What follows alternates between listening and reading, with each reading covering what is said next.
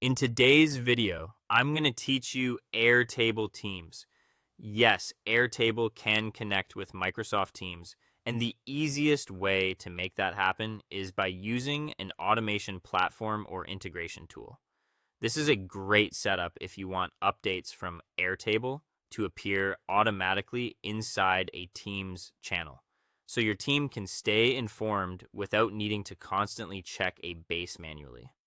To begin, choose the integration tool you want to use. Common options include Zapier, Make, Power Automate, or another connector that supports both Airtable and Microsoft Teams.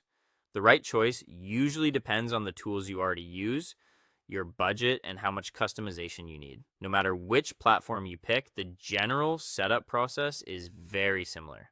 Once you're inside your integration tool, connect Airtable first.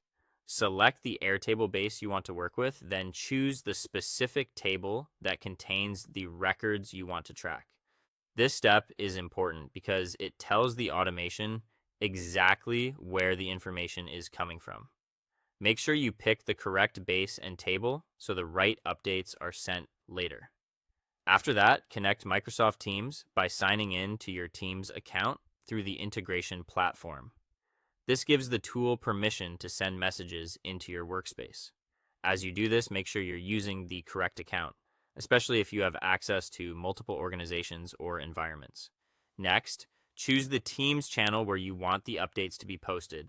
This could be a project channel, a sales channel, a support channel, or anywhere your team expects to see these notifications.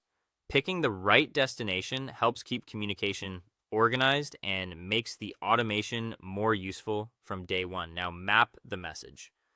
This is the part where you add Airtable fields into the team's message, so the notification includes the details your team actually needs.